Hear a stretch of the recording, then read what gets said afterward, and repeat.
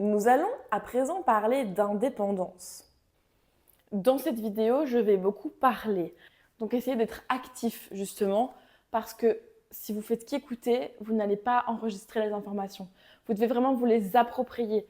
Donc n'hésitez pas à mettre pause, à revenir en arrière, à faire une synthèse à côté, à prendre note, vraiment à essayer de réfléchir aussi à ce que je dis pour que tout ça se mette en place. Deux événements A et B sont indépendants si la probabilité de l'intersection des deux événements, c'est le produit des probabilités de chaque événement. Avant toute chose, j'insiste très fort sur le fait que cette formule n'est vraie que si A et B sont indépendants. Ce n'est absolument pas une formule pour l'intersection en règle générale. Et je vois ça beaucoup. Mais non. Cette formule n'est vraie que si les événements A et B sont indépendants. On va d'ailleurs expliquer la formule juste après. Qu'est-ce que ça veut dire deux événements indépendants? Ça veut dire que la réalisation de l'un n'a pas d'impact sur la réalisation de l'autre. Quand vous êtes une personne indépendante, vous n'en avez rien à faire de ce que les autres pensent, ça n'a pas d'impact sur votre vie. C'est la même chose. A s'en fiche pas mal de savoir si B a eu lieu ou si B n'a pas eu lieu. A, il fait sa vie, il y va, il vit à fond. C'est ça le principe. Donc, qu'est-ce que ça veut dire? Ça veut dire que la probabilité d'avoir A en sachant qu'on a B, c'est juste la probabilité de A. Parce que B n'a pas d'impact sur A. Que B soit là ou que B soit pas là, A, il n'en a rien à faire. Donc, la probabilité de A si B, c'est P de A. Ça, c'est une formule qui n'est pas évidente à calculer, à montrer. Et c'est pour ça qu'on va se référer à cette formule-là, plutôt, pour prouver l'indépendance. Puisque la probabilité de A si B, c'est juste P de A, en fait, on peut retrouver cette formule-là. Pourquoi? Parce que P de A si B, c'est P de A inter B sur P de B. Ça, c'est ce qu'on a vu dans la vidéo des probabilités conditionnelles. Mais là, je vous dis que P de A si B, c'est P de A. Mais ça veut dire que ces deux termes-là, en fait, ils sont égaux. Et puis, on multiplie des deux côtés par P de B et on obtient la formule qui est là. Cette formule, elle nous sert à deux choses. Premièrement, l'énoncé vous dit on a deux événements indépendants. Alors, vous pouvez utiliser la formule.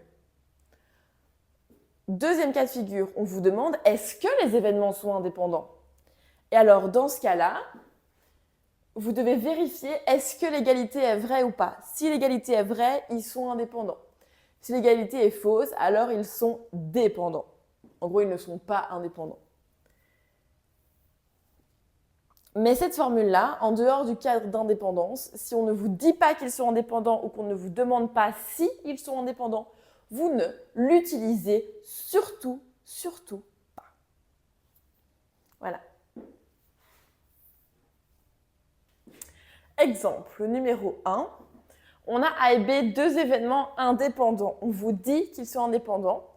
On vous dit que P de A, c'est 0,3 et que P de A inter B, c'est 0,24.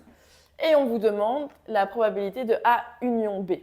Dans ce cas-ci, vous n'avez pas le contexte et donc vous ne pouvez pas utiliser la logique. Il va falloir le faire à la formule. Mais on connaît la formule de P de A union B. Ça, c'est une formule que vous avez mis en paillettes entourée de dorés et de diamants parce que c'est très important comme formule. P de A union B, c'est P de A plus P de B moins P de A inter B. P de A, on connaît, c'est 0,3. P de A inter B, on connaît, c'est 0,24. Ce qu'on ne connaît pas, c'est P de B. Mais on sait que A et B sont deux événements indépendants. Donc, on sait que P de A inter B, c'est P de A fois P de B. P de A inter B, c'est 0,24. P de A, c'est 0,3. On divise l'égalité par 0,3 des deux côtés, ce qui donne 0,24 divisé en 0,3 égale P de B. Et donc, P de B, c'est 0,8. On injecte ici P de B égale 0,8. On a donc 0,3 plus 0,8 moins 0,24, ce qui est égal à 0,86. Si on ne vous avait pas dit que les deux événements étaient indépendants, vous n'auriez jamais pu faire l'exercice. Vous n'aviez pas assez d'infos. Mais parce que les deux événements sont indépendants, que vous avez le A et que vous avez l'intersection, vous avez le B et donc vous avez l'union. Et ce genre d'exercice, on peut le dévier à toutes les sauces.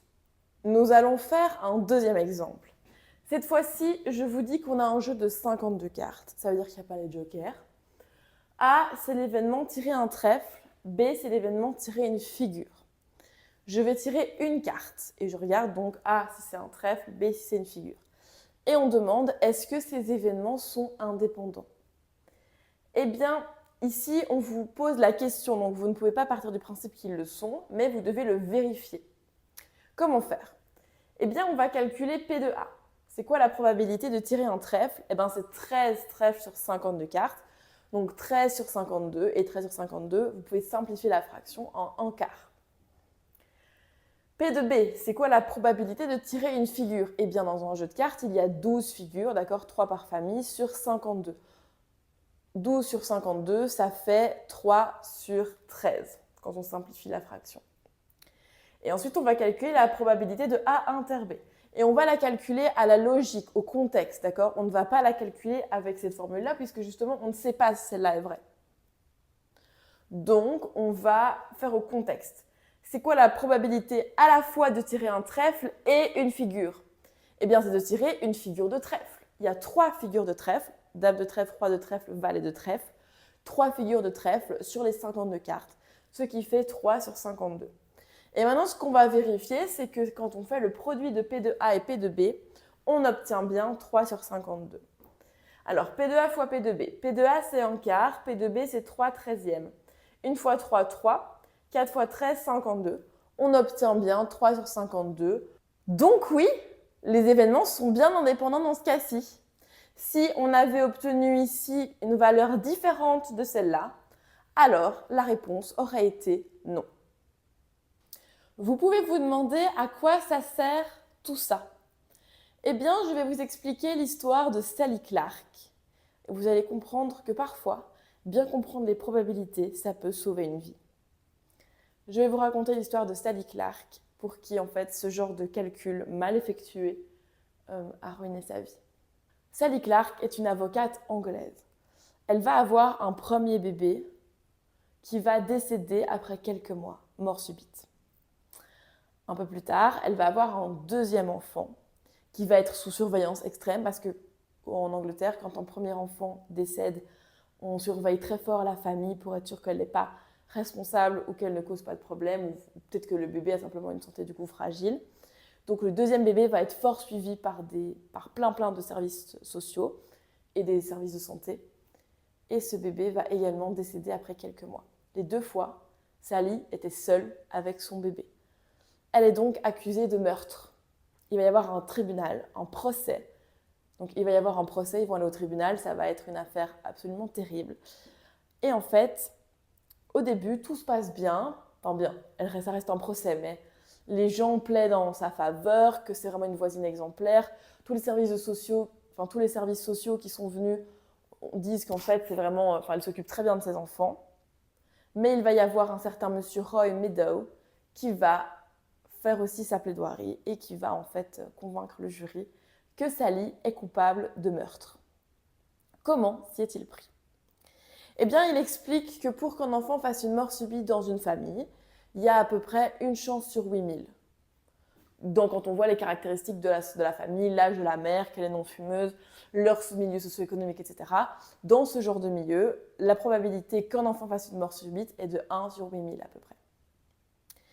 Et il s'est dit, c'est comme les courses de chevaux, ou c'est comme les cartes quand on en tire une et puis une autre. Et Roy Meadow, en fait, il va comparer la mort des 2 bébés à des paris hippiques. Il se dit, quand je veux parier 2 fois sur le même cheval pour 2 courses, je vais faire la probabilité qu'il gagne la première course fois la probabilité qu'il gagne la deuxième course, qui est en fait la formule qu'on a ici. Et il va faire la même chose pour les enfants de Sally. Il y avait une chance sur 8000 que le premier enfant meure d'une mort subite, une chance sur 8000 à peu près que l'enfant meure que le deuxième enfant meure d'une mort subite.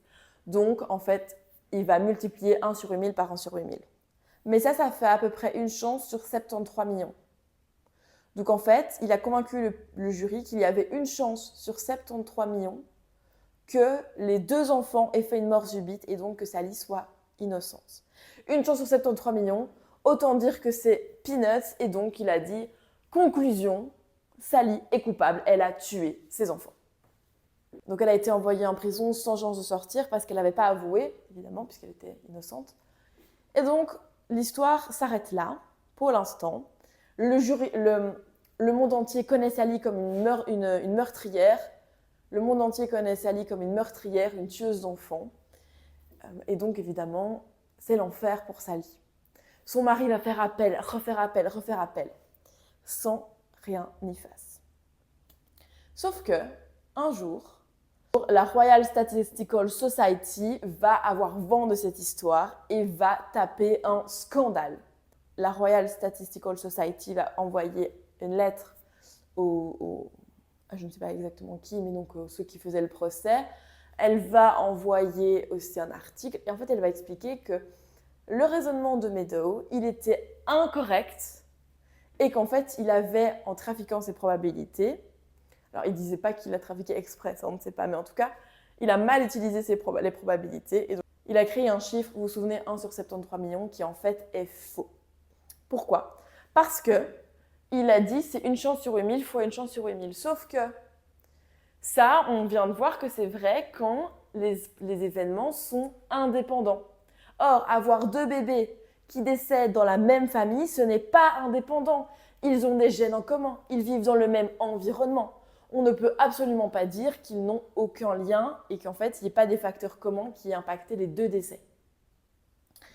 Donc en fait, le raisonnement est frauduleux et pour calculer la probabilité que les 2 soient morts de mort subite, c'est un autre calcul qu'il faut faire.